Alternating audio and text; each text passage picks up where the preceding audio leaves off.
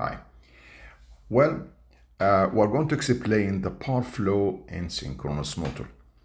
As you know, the synchronous motor consists of stator and rotor. The stator has armature winding and the rotor has the field winding. So let's just find the power input and output.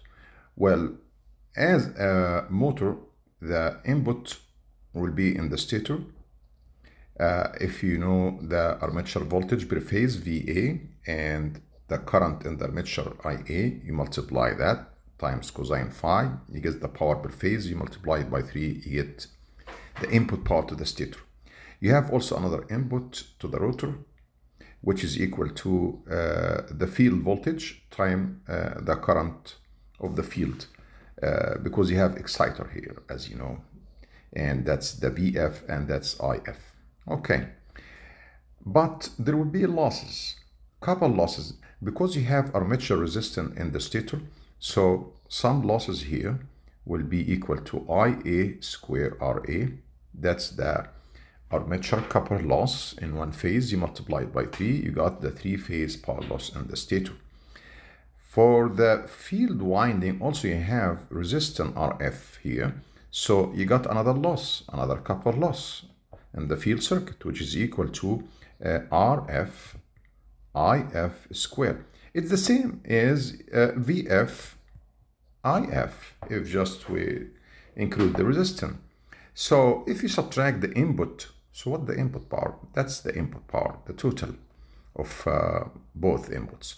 And you got couple loss in the field circuit and in the armature circuit. So if you subtract them, then you get the power developed here that will be converted to mechanical power. But before you use it and you get the output power, you got another mechanical loss and constant loss. We just collect them in one term and we call it rotational loss. That's the power rotational loss, PR. So that's simply the diagram that shows the power flow in the synchronous motor.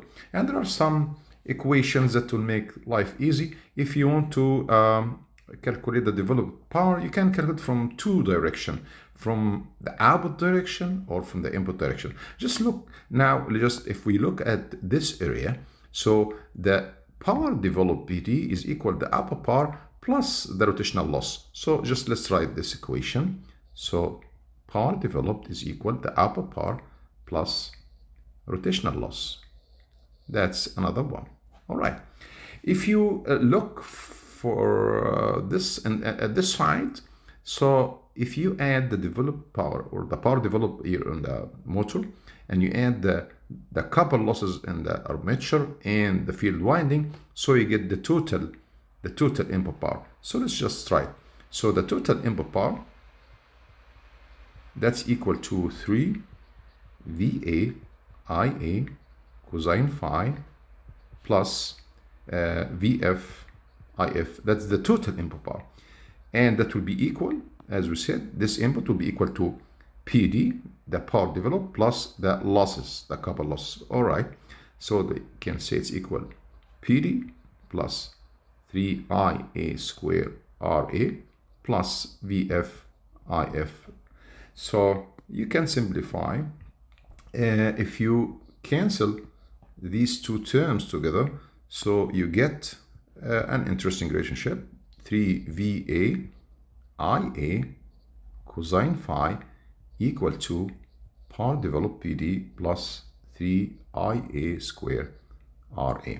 So that's a useful relationship between the input of the armature and the power developed. But when you calculate the efficiency, you'll be aware that you should divide the total power output by the total power input to get the efficiency. Okay, well, let's just see a numerical example here. In this example, we have a synchronous motor, and it's giving that the output power is 10 horsepower. So if you want to convert it to watt, so you can say that the output power is equal to 10 horsepower times 746. You get 7460 watt. So that's the output power. All right. So Let's just continue here. And this machine or this motor is delivering full load at power of 0.707 leading power factor, and the reactance is given, and the armature winding resistance is neglected. So, and the rotational loss 230 watt, and the field winding loss 70 watt. All right. So let's just explain the terminology here. Field winding loss 70 watt. That's corresponding to VFIF. All right. And 230 watt. They said the rotational loss. So you can say that's equal to PR, as we explained previously. Well, so first they ask to find the power developed. So they are asking for PD. As we explained before, the useful relationship that we discover here, PD is equal PO plus PR. So the power developed is equal power output plus the rotational loss. We got already the output power 7460 plus the rotational loss, that's here 230. And we added, we get the power developed, which is 7,690 watt. All right. So we got the power developed. So we did the first part here, A. B, we need to find the armature current. Well, how can we find the armature current?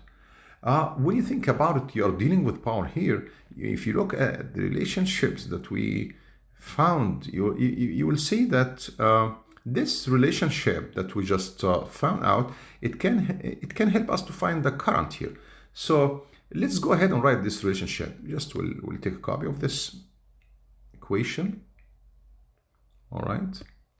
And we'll just put it there, see what we have and what we are missing. All right. So for the voltage VA per phase, it's giving here 230 volt. That's line to line voltage. So you can find the phase voltage by dividing the voltage, which is 230 volt, by square root of 3. So I connected, and you get the voltage was 132.8, and usually we take it as a reference. So that's VA. All right, as a phasor. Well, IA, that's required to find that. Cosine phi is the power factor. It was given.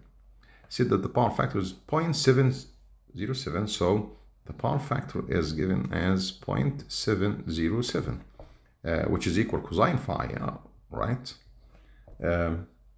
So we have it.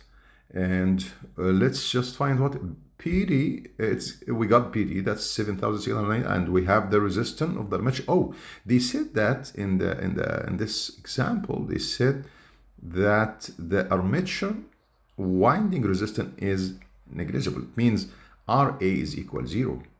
So if this one is equal 0, so you can say 3 VAIA cosine phi is equal PD, so we can find the armature current IA.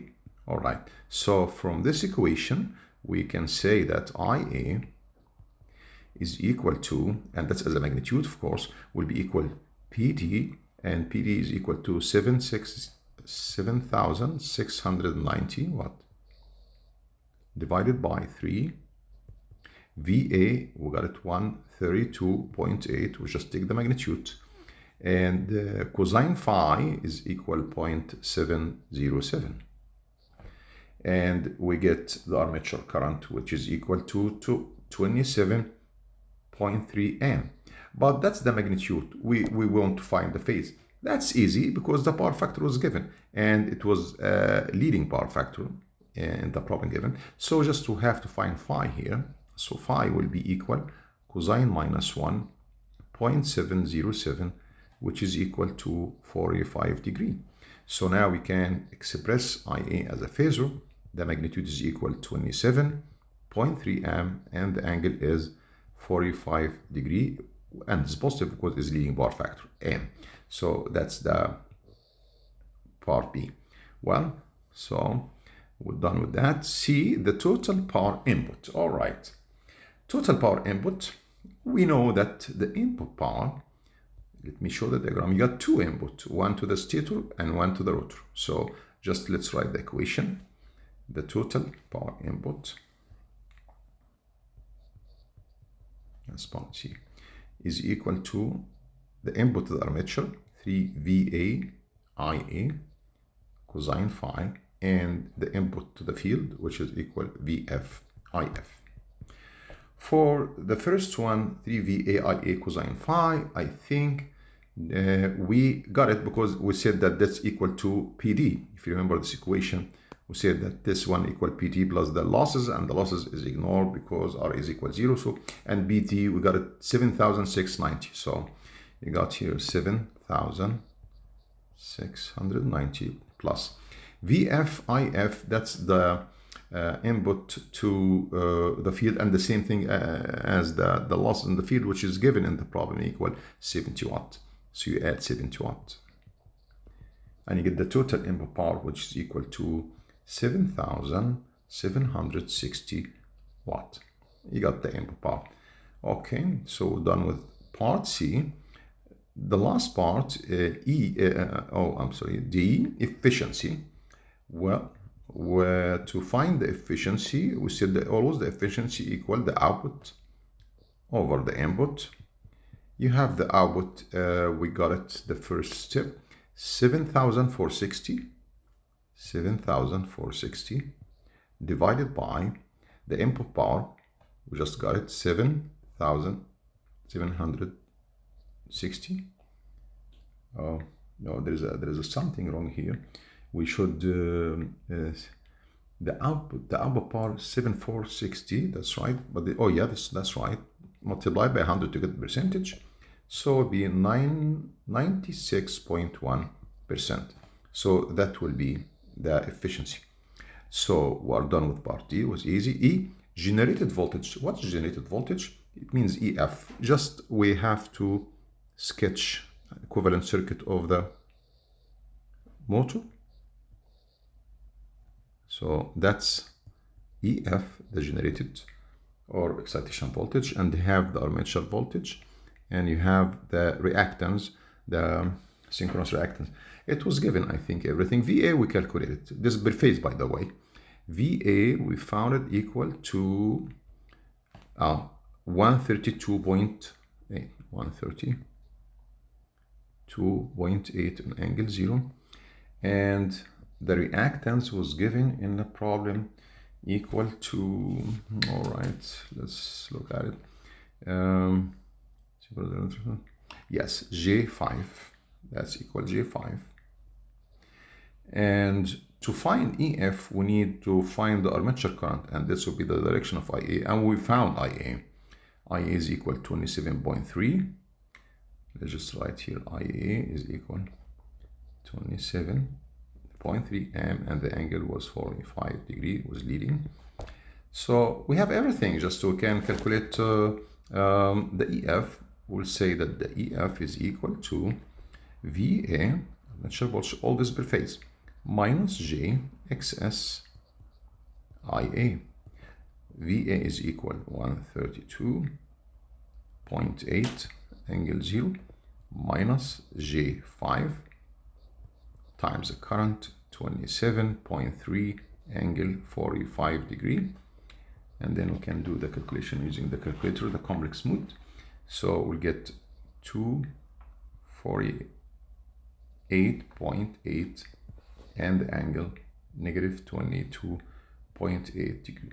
So that's the generated voltage as magnitude and angle. And if you ask about the excitation voltage, you can just find the magnitude, which is EF.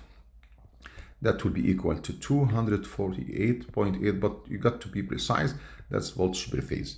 And to get the line-to-line voltage, you just multiply it by √3 and done with the problem. Okay, thank you for your attention.